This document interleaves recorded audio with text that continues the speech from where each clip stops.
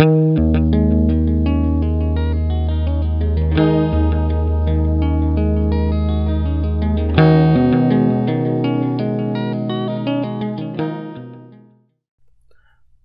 to the Games and Thoughts podcast. This is your co-host Traxton. This episode will be a recorded version of a blog entry titled On Boredom. If you enjoy this episode, be sure to follow Games and Thoughts on our various social media platforms and subscribe if you haven't already.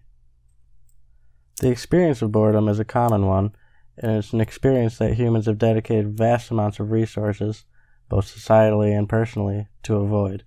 The games we play, the technology we use, and the hobbies we pursue all play a part in the avoidance of this simple emotion. In some ways, we may even view wealth as the metric by which someone's ability to afford unique ways of chasing boredom away is measured.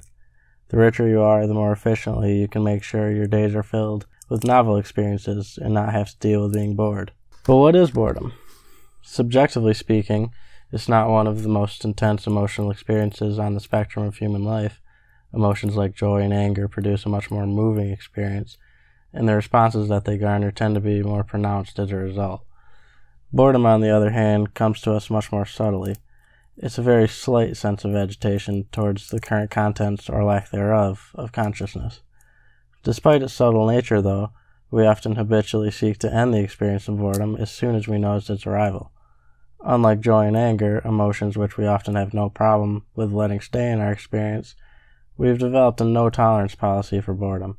We pick up the nearest activity we find, and even if we don't actually enjoy it all that much, we find it to be much better than just feeling bored. This reactionary response is definitely justified in some cases. After all, evolutionarily speaking, if people hadn't developed that response and were completely content with the experience of boredom all the time, we may never have gotten anything done, and societies may never have developed. We may say that boredom helped to convince people of the need to do the things necessary for survival, and the lack of a reaction to the experience of boredom was often synonymous with death.